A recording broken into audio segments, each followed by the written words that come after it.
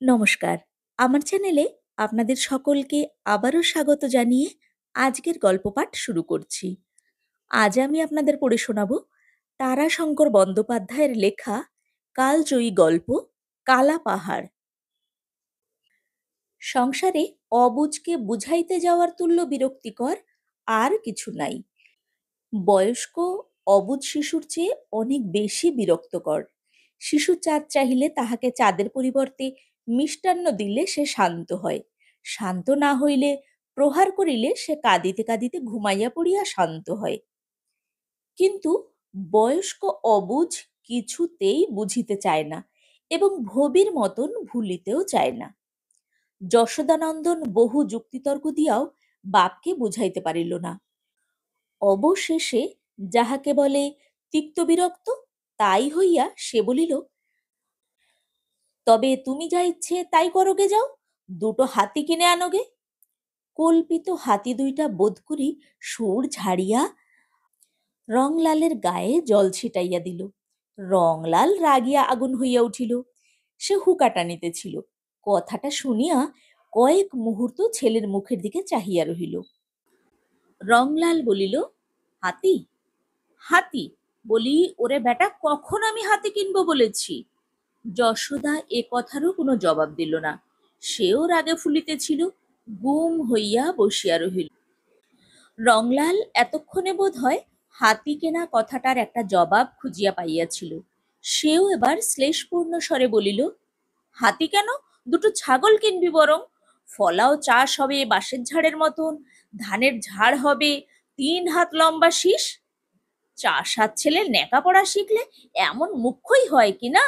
বলি, হ্যাঁ রে মুখ্য, ভালো গরু না হলে চাষ হয়?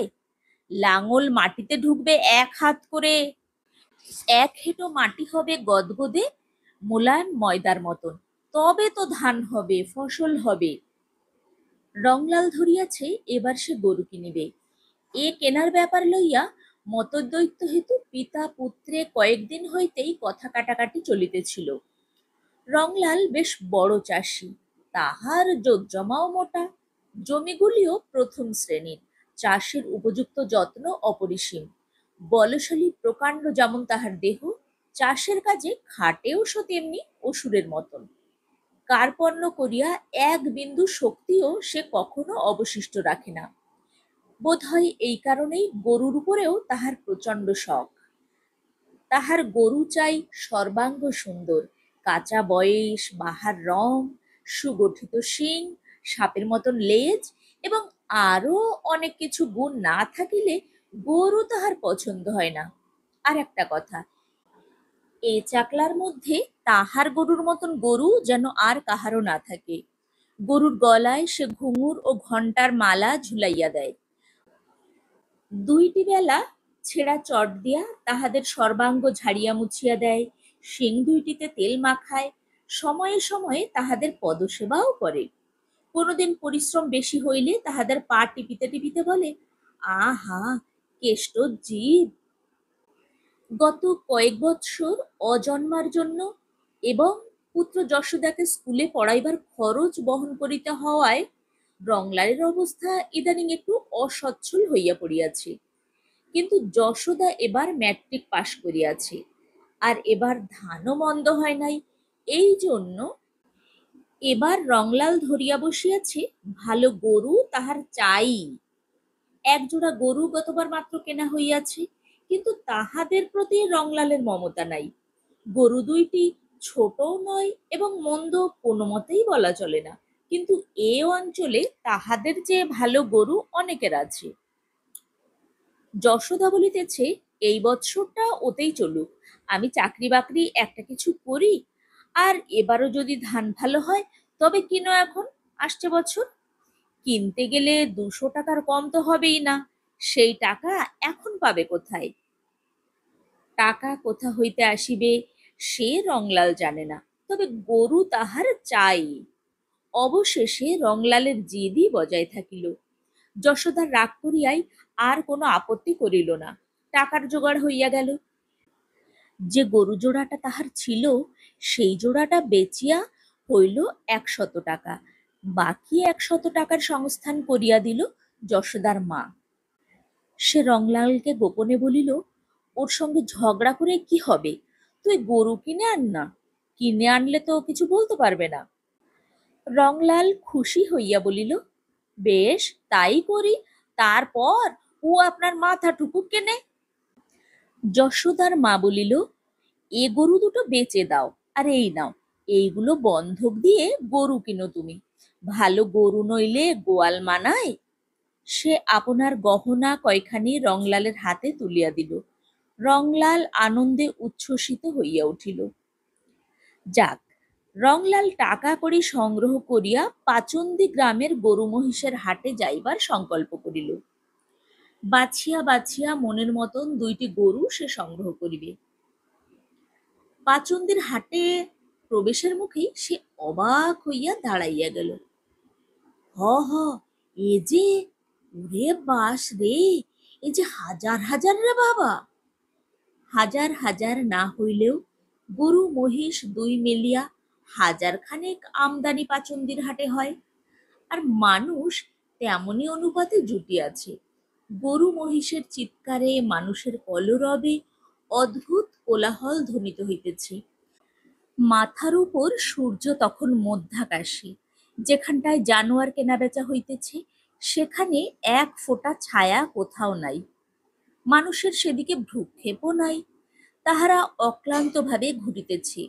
রংলাল সেই ভিড়ের মধ্যে মিশিয়া গেল। গরুগুলি এক জায়গায় গায়ে গায়ে ঘেঁষিয়া দাঁড়াইয়া আছে। চোখের চকিত দৃষ্টি। পাইকারগুলো চিৎকার করিতেছে ফেরিওয়ালার মতো। রংলাল তীক্ষ্ণ দৃষ্টিতে আপনার মনের মতন সামগ্রীর সন্ধান করিতেছিল। ওদিকটায় গোলমাল উঠিতেছে প্রচণ্ডতর। কান পাতা যায় না, মনে হয় যেন দাঙ্গা বাঁধিয়াছে। রংলাল ওই দিকটায় পানেই চলিল। এদিকটা মহিষের বাজার। কালো কালো দুর্দান্ত জানোয়ারগুলিকে অবিরাম ছুটাইয়া লইয়া বেড়াইতেছে। পাইকারদের দল চিৎকার করিয়া বড় বড় বাঁশের লাঠি দিয়া অবিশ্রান্ত পিটিতেছে, আর জানোয়ারগুলো ছুটিয়া বেড়াইতেছে জ্ঞান শূন্যের মতন। কতকগুলো একটা পুকুরের জলে পড়িয়া আছে। নেহাত কচি বাচ্চা হইতে বুনো মহিষ পর্যন্ত বিক্রয়ের জন্য আসিয়াছে। কতকগুলোর পায়ের চামড়া উঠিয়া গিয়া রাঙা ঘা থকথক করিতেছে। আরো একটু দূরে আম গাছ ঘেরা একটা পুকুর পানেও লোকের ভিড়। রংলাল সেখানেও কি আছে দেখিবার জন্য চলিল। এক পাইকার মহিষ তাড়াইয়া আনিতেছিল। সহসা তাহার আস্ফালিত লাঠিগাছাটা হাত হইতে খসিয়া রংলালের কাছেই আসিয়া পড়িল। রংলালের একটু রাগ হইল। সে লাঠিগাছাটা তুলিয়া লইল। পাইকারটার অবসর নাই। সে অত্যন্ত ব্যস্ততা প্রকাশ করিয়া বলিল, দাও দাও, লাঠিগাছাটা দাও হে। যদি আমার গায়ে লাগতো? তা তোমার লাগতো, না হয় টুচকা রক্ত পড়তো, আর কি হতো? রংলাল অবাক হইয়া গেল। রক্ত পড়তো আর কি হতো? দাও দাও ভাই, দিয়ে দাও, হাত ফসকে হয়ে গেছে, দাও। রংলালকে ভালো করিয়া দেখিয়া এবার পাইকারটি বিনয় প্রকাশ করিল। লাঠি গাছাটা দিতে গিয়া রংলাল শিহরিয়া উঠিল। এ কি, লাঠির প্রান্তে যে সূচের অগ্রভাগ বাহির হইয়া রহিয়াছে। পাইকারটি হাসিয়া বলিল, উহার দেখে কাজ নাই, দিয়ে দাও ভাই। রংলাল বেশ করিয়া দেখিল, সূচের অগ্রভাগই বটে, একটা নয়, 2-3টা। হঠাৎ একটা শোনা কথা তাহার মনে পড়িয়া গেল। পাইকারেরা লাঠির ডগায় সূচ বসাইয়া রাখে। ওই সূচের খোঁচা খাইয়া মহিষগুলো এমন জ্ঞান শূন্যের মতো ছুটিয়া বেড়ায়। উফ! সে একটা দীর্ঘ নিঃশ্বাস ফেলিল। পাইকারটা বলিল, কি কিনবে কর্তা?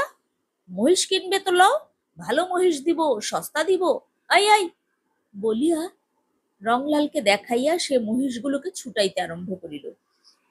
বাপরে বাপরে, বলিহারি বাপরে আমার। মধ্যে মধ্যে আবার আদরও সে করিতেছে। রংলাল আসিয়া উঠিল বাগানে। চারিপাশেই মহিষের মেলা। এগুলি বেশ হৃষ্টপুষ্ট, আর অযথা তাড়নার ফলে ছুটিয়াও বেড়াইতেছে না। শান্তভাবে কোনোটি বসিয়া কোনোটি দাঁড়াইয়া চোখ বুজিয়া রোমন্থন করিতেছে। গরু এ বাগানে নাই। রংলাল সেখান হইতে ফিরিল, কিন্তু একেবারে বাগানের শেষ প্রান্তে আসিয়া থমকিয়া দাঁড়াইল। এ কি, মহিষ না হাতি? এত প্রকাণ্ড বিপুলাকায় মহিষ রংলাল কখনো দেখে নাই।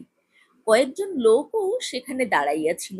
একজন বলিতেছিল, এ মোষকে কে লেবে বাবা? পাইকারটা বলিল, এক লেবে ভাই রাজায় জমিদারে, আর লেবে যার লক্ষ্মী নাই সেই। ঘুরছি তো ৫-৭ হাট, আবার কোথায় যাব? অন্য একজন বলিল, এ মোষ গেরস্তে নিয়ে কি করবে? এর হালের মুঠা ধরবে কে? তার জন্য এখন লোক খোঁজো। পাইকার বলিল, আরে ভাই, বুদ্ধিতে মানুষ বাঘ বশ করেছে, আর এ তো মোষ। লাঙল বড় করলেই জানোয়ার জব্দ। এর লাঙল মাটিতে ঢুকবে ১.৫ হাত। রংলাল তীক্ষ্ণ প্রশংসামান দৃষ্টিতে মহিষ জোড়াটার দিকে চাহিয়াছিল।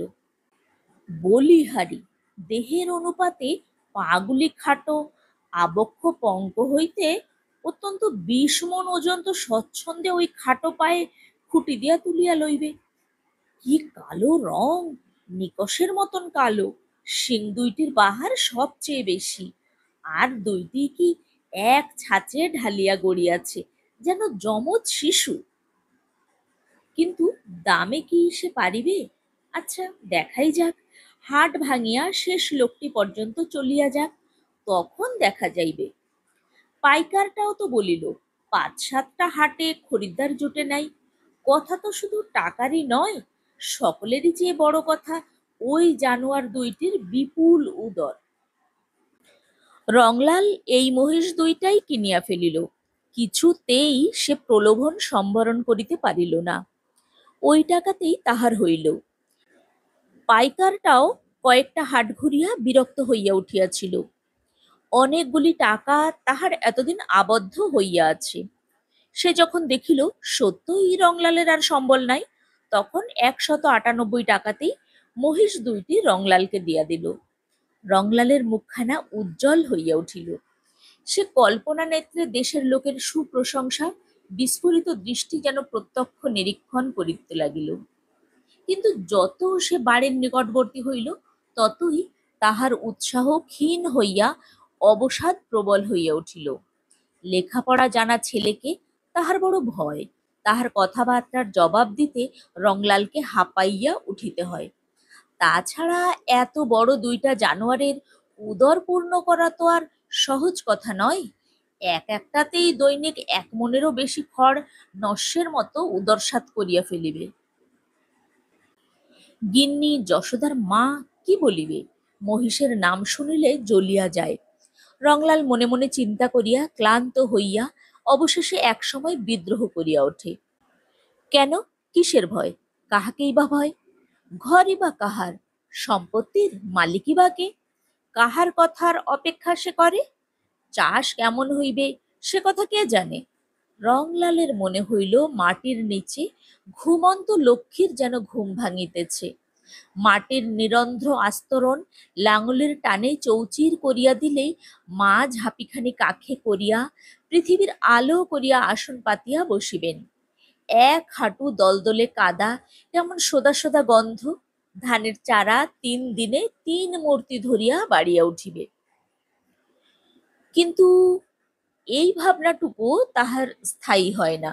সে আবার ছেলে ও স্ত্রীর মুখ মনে করিয়া স্তিমিত হইয়া পড়ে।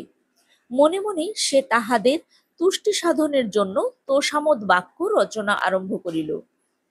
বাড়িতে আসিয়াই সে যশোদাকে হাসিতে হাসিতে বলিল, হাতি একজোড়া কিনলাম, তোর কথাই থাকলো। যশোদা মনে করিল, বাবা বোধ হয় প্রকাণ্ড উঁচু একজোড়া বলদ কিনিয়াছে। সে বলিল, বেশি বড় গরু ভালো নয় বাপু, বেশ শক্ত গিটগিট গড়ন হবে, উঁচুতে খুব বড় হয় না, সেই তো ভালো। এক মুখ হাসিয়া রংলাল বলিল, গরুই কিনি নাই আমি, মোষ কিনিলাম। যশোদা সবিস্ময়ে বলিল, মোষ? হ্যাঁ। যশোদার মাও বলিল, মোষ কিনলে তুমি? হ্যাঁ। আর এমন করে হেসো না বাপু তুমি, আমার গা জ্বলে যাচ্ছে। যশোদার মা ঝংকার দিয়া উঠিল, আহা হা, আগে তাই চোখে একবার দেখো, দেখেই যা হয় বলো। লও লও, জলের ঘটি লও, হলুদ লও, চলো দুগ্গা বলে ঢুকাও তো। দেখিয়া শুনিয়া যশোদার মুখও আরো ভারী হইয়া উঠিল। সে বলিল, নাও, এইবার চালের খড়কগাছা টেনে নিয়ে নিও শেষে। ওকে সোজা পেট এক একটির কুম্ভকর্ণের মতো খোরাক চাই, যুগিও কোথা হতে যোগাবে। যশোদার মা অবাক হইয়া মহিষ দুটাকে দেখিতেছিল। হোক ভয়ঙ্কর, তবুও একটা রূপ আছে যাহার আকর্ষণে মানুষকে চাহিয়া দেখিতে হয়। মহিষ দুইটা ঈষৎ মাথা নামাইয়া তির্যক ভঙ্গিতে সকলকে চাহিয়া দেখিতেছিল। চোখের কালো অংশের নিচে রক্তাভ সাদা নেত্র খানিকটা বাহির হইয়া পড়িতেছে। ভীষণ রূপের উপযুক্ত দৃষ্টি। রংলাল বলিল, দাও, পায়ে জল দাও। বাবা রে, ওদের কাছে আমি যেতে পারবো না। না না, এসো, তুমি কাছে এসো, কোনো ভয় নাই, চলে এসো, তুমি ভারী ঠান্ডা। যশোদার মা অত্যন্ত ভয়ে ভয়ে আগাইয়া আসে। মহিষ দুটি ফোঁস করিয়া নিঃশ্বাস ফেলিয়া কিছু বোধহয় করি বলিতে চাহে। রংলাল বলিল, আয়, খবরদার, মা হয় তোদের, ফ্যান দেবে, ভাত দেবে, ভুসি দেবে, বাড়ির গিন্নি, চিনে রাখ। তবুও যশোদার মা সরিয়া আসিয়া বলিল, না বাপু, এই তেল সিঁদুর হলুদ তুমি দিয়ে দাও, ও আমি পারবো না, যে কালো পাহাড়ের মতো চেহারা। রংলাল বলিয়া উঠিল, বেশ বলেছ, একটার নাম থাকুক কালা পাহাড়। এইটা, এইটাই বেশি মোটা, এইটাই হলো কালা পাহাড়। আর এইটার কি নাম বলো দেখি। একটু চিন্তা করিয়াই সে আবার বলিল, আর এইটার নাম কুম্ভকর্ণ। যশোদা বলেছে, বেশ বলেছে। যশোদার মাও খুশি হইয়া উঠিল, কিন্তু যশোদা খুশি হইল না।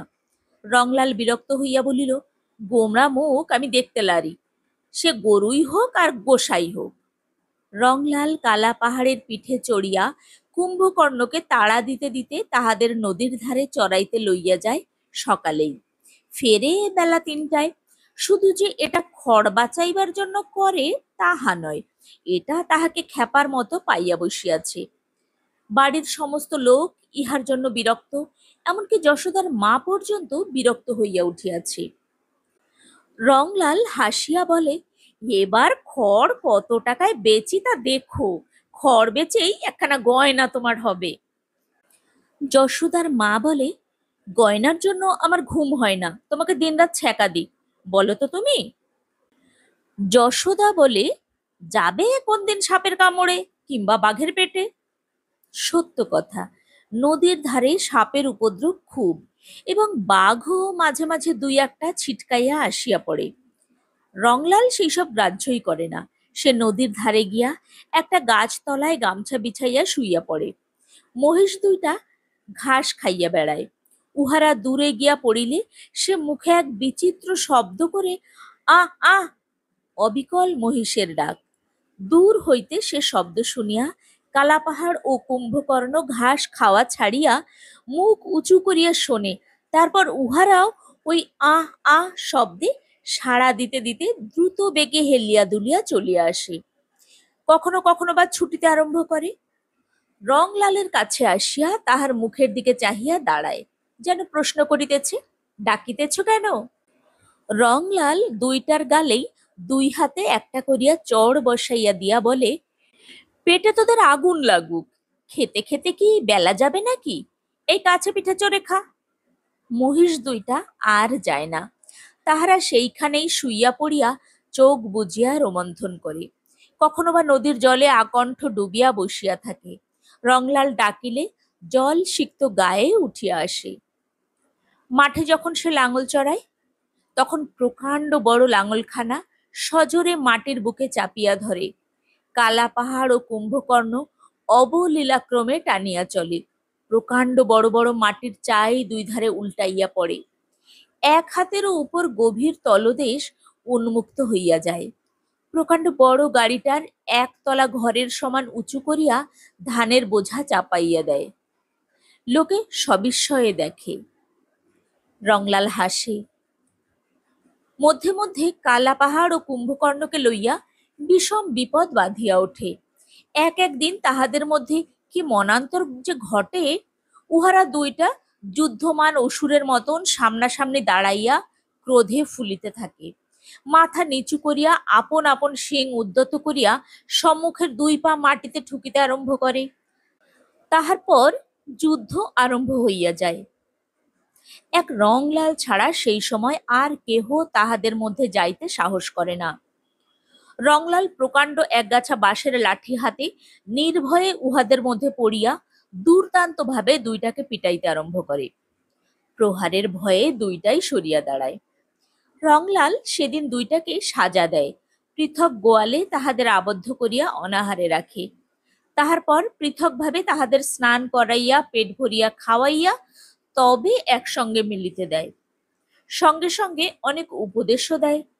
ছি, ঝগড়া করতে লাই, একসঙ্গে মিলেমিশে থাকবি তবে তো। বৎসর তিনেক পরে অকস্মাৎ একদিন একটা দুর্ঘটনা ঘটিয়া গেল। গ্রীষ্মের সময় রংলাল নদীর ধারে বেশ কুঞ্জবনের মতো গুল্মোচ্ছাদনের মধ্যে নিশ্চিন্ত নিদ্রায় মগ্ন ছিল। কালা পাহাড় ও কুম্ভকর্ণ অদূরেই ঘাস খাইতেছিল। অকস্মাৎ একটা বিজাতীয় ফ্যাস ফ্যাস শব্দে ঘুম ভাঙিয়া চোখ মেলিয়াই রংলালের রক্ত একেবারে হিম হইয়া গেল। নিবিড় গুল্ম বনটার প্রবেশপথের মুখেই একটা চিতা বাঘ হিংস্র দৃষ্টিতে তাহারই দিকে চাহিয়া আছে। হিংস্র লোলুপতায় দাঁতগুলি বাহির হইয়া পড়িয়াছে, ফ্যাস ফ্যাস শব্দ করিয়া বোধহয় আক্রমণের সূচনা করিতেছে। রংলাল ভীরু নয়, সে পূর্বে কয়েকবার চিতাবাঘ শিকারে একটা বিশেষ অংশ গ্রহণ করিয়াছে। রংলাল বেশ বুঝিতে পারিল সংকীর্ণ প্রবেশপথের জন্যই বাঘটা ভিতরে প্রবেশ করিতে ইতস্তত করিতেছে, নতুবা ঘুমন্ত অবস্থাতেই সে তাহাকে আক্রমণ করিত। সে দ্রুত হামাগুড়ি দিয়া বিপরীত দিকে পিছাইয়া গিয়া কুঞ্জ বনটার মধ্যস্থলে প্রকাণ্ড গাছটাকে আড়াল করিয়া ডাকিতে আরম্ভ করিল, আহ আহ আহ। মুহূর্ত মধ্যে উত্তর আসিল, আহ আহ আহ। বাঘটা চকিত হইয়া কুঞ্জবনটার মুখ হইতে সরিয়া আসিয়া চারিদিকে চকিত দৃষ্টি নিক্ষেপ করিয়া দেখিল উহার দিকে অগ্রসর হইয়া আসিতেছে কালা পাহাড় ও কুম্ভকর্ণ। সেও দন্ত বিস্তার করিয়া গর্জন করিতে আরম্ভ করিল। রংলাল দেখিল কালা পাহাড় ও কুম্ভকর্ণের সে এক অদ্ভুত মূর্তি। তাহাদের এমন ভীষণ রূপ সে কখনো দেখে নাই। তাহারা ক্রমশ পরস্পরের নিকট হইতে সরিয়া বিপরীত দিকে চলিতেছে। কয়েক মুহূর্তের মধ্যেই দেখা গেল বাঘটার একদিকে কালা পাহাড়, অন্যদিকে কুম্ভকর্ণ। মধ্যে বাঘটা চঞ্চল হইয়া উঠিয়াছে। সে নিজের বিপদ বুঝিতে পারিয়াছে। বাঘটা ছোট, তবুও সে বাঘ। সে বোধ হয় অসহিষ্ণু হইয়াই অকস্মাৎ একটা লাফ দিয়া কুম্ভকর্ণের উপর পড়িল। পর মুহূর্তেই কালা পাহাড় তাহার উদ্যত শিং লইয়া তাহাকে আক্রমণ করিল। কালা পাহাড়ের শৃঙ্গাঘাতে বাঘটা কুম্ভকর্ণের পিঠ হইতে ছিটকাইয়া দূরে পড়িয়া গেল। আহত কুম্ভকর্ণ উন্মত্তের মতো বাঘটার উপর নতমস্তকে উদ্যত শৃঙ্গ লইয়া ঝাঁপাইয়া পড়িল। কুম্ভকর্ণের শিং দুইটা ছিল অত্যন্ত তীক্ষ্ণ এবং অপেক্ষাকৃত সোজা। একটা শিং বাঘটার তলপেটে সোজা ঢুকিয়া গিয়া বাঘটাকে যেন গাঁথিয়া ফেলিল। মরণ যন্ত্রণা কাতর বাঘটাও নিদারুণ আক্রোশে তাহার ঘাটটা কামড়াইয়া ধরিল। ওদিকে কালা পাহাড় আসিয়া বাঘটার উপর শৃঙ্গাঘাত আরম্ভ করিল। রংলাল তখন বাহির হইয়া আসিয়াছে।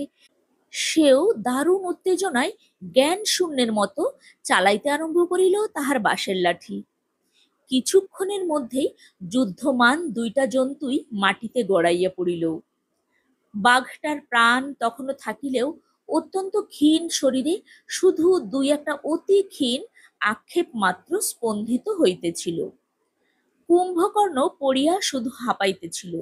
তাহার দৃষ্টি রংলালের দিকে, চোখ হইতে দরদর ধারে জল গড়াইতেছে। রংলাল বালকের মতো কাঁদিতে আরম্ভ করিল। বিপদ হইল কালা পাহাড়কে লইয়া। সে অবিরাম আ আ করিয়া চিৎকার করে আর কাঁদে। রংলাল বলিল, জোর নইলে থাকতে পারছে না, জোর একটা এই হাটেই কিনতে হবে। পরের হাটেই সে অনেক দেখিয়া চড়া দামে কালা পাহাড়ের জোর কিনিয়া ফেলিল। টাকা লাগিল অনেক। একটারই দাম দিতে হইল ১৫০ টাকা। কিন্তু তবুও কালাপাহাড়ের যোগ্য সাথী হইল না। তবে এটার বয়স এখনো কাঁচা, এখনো বাড়িবে। ভবিষ্যতে ২-১ বৎসরের মধ্যেই কালাপাহাড়ের সমকক্ষ হইবে বলিয়াই মনে হয়। এই তো সবে ৪খানি দাঁত উঠিয়াছে। কালাপাহাড় কিন্তু তাহাকে দেখিবা মাত্র ক্রুদ্ধ হইয়া উঠিল। সে শিং বাঁকাইয়া পা দিয়া মাটি খুঁড়িতে আরম্ভ করিল। রংলাল তাড়াতাড়ি কালাপাহাড়কে শিকলে আবদ্ধ করিয়া দূরে বাঁধিয়া বলিল, পছন্দ হচ্ছে না বুঝি ওকে? না, ওসব হবে না, মারলে একেবারে হাড় ভেঙে দেবো তোমার। নতুনটাকেও বাঁধিয়া জাপ দিয়া সে বাড়ির ভিতরে আসিয়া স্ত্রীকে বলিল, কালাপাহাড় তো একেবারে ক্ষেপে উঠেছে একে দেখে, সে রাগ কত। যশোদার মাকে বলিল, আহা বাপু, কুম্ভকর্ণকে বেচারা ভুলতে লাগছে, কত দিনের ভাব। কথাটা বলিয়াই সে স্ত্রীর দিকে চাহিয়া ফিক করিয়া হাসিয়া বলিল, যেমন তোমাতে আমাতে।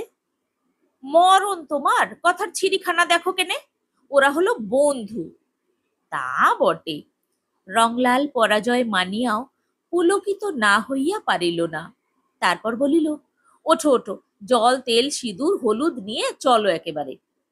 ঠিক এই সময়েই বাড়ির রাখালটা ছুটিয়া আসিয়া বলিল, ওগো মোড়ল মশাই, শিগগির এসো গো, কালাপাহাড় নতুনটাকে মেরে ফেললো।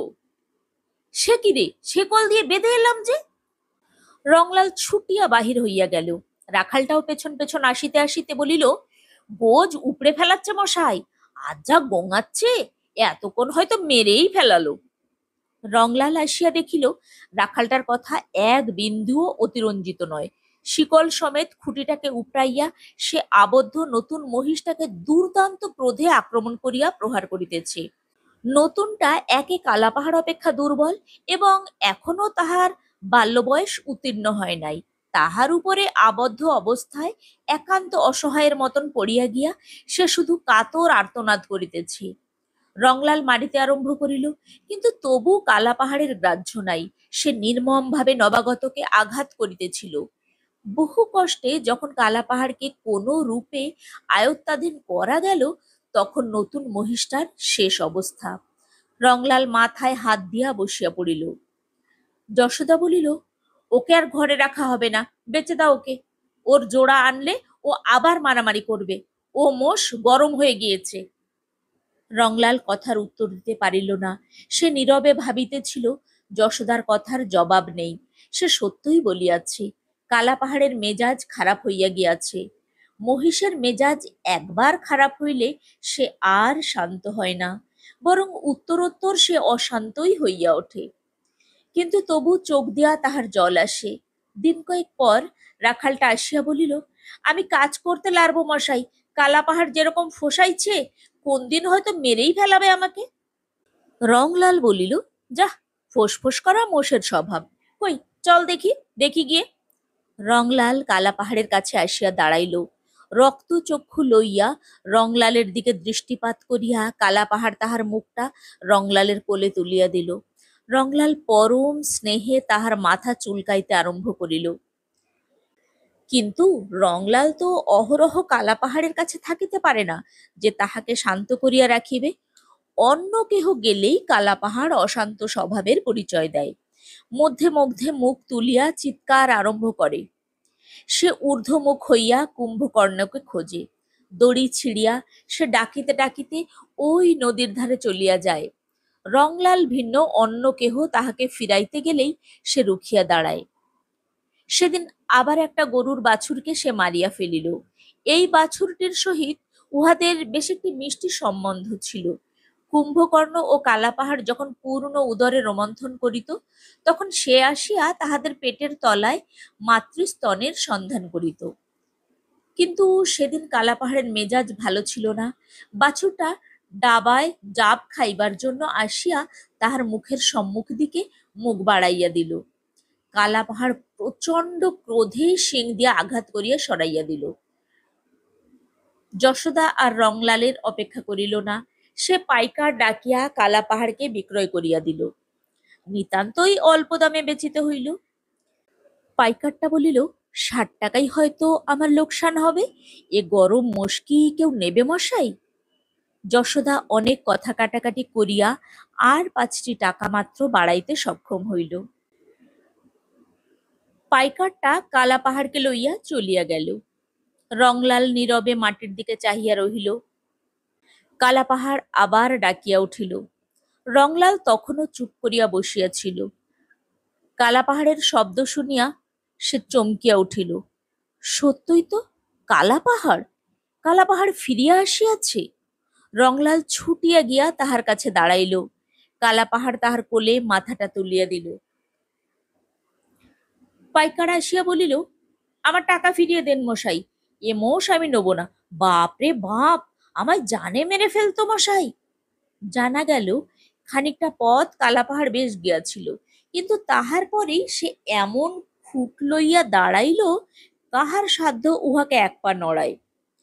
পাইকারটা বলিল, লাঠি যদি তুললাম মশাই, উরে বাপরে, সে কি ওর চাউনি রে! তারপর এমন তাড়া আমাকে দিলে, আমি আধ কোষ ছুটে পালাই, তবে রক্ষে। তখন ও আপনার ফিরল, একেবারে ঊর্ধ্বশ্বাসে ছুটতে চলে এলো। আমার টাকা ফিরিয়ে দিন মশাই।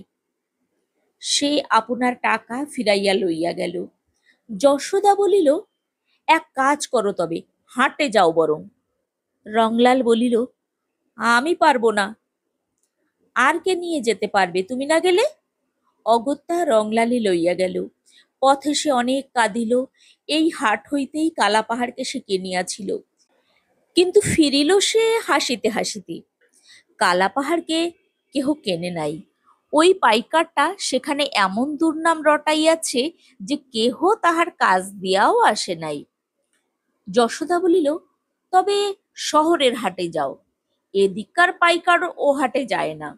রংলালকে যাইতে হয়। যশোদা লেখাপড়া জানা রোজগেরে ছেলে, সে এখন বড় হইয়াছে, তাহাকে লঙ্ঘন রংলাল করিতে পারে না। তার কালা পাহাড়কে রাখিবার কথা সে যে জোর করিয়া বলিতেও পারে না। অনেক ক্ষতি যে হইয়া গেল। মহিষটার দাম ১৫০ টাকা, তারপর গোহত্যার জন্য প্রায়শ্চিত্তের খরচ ৭-৮ টাকা।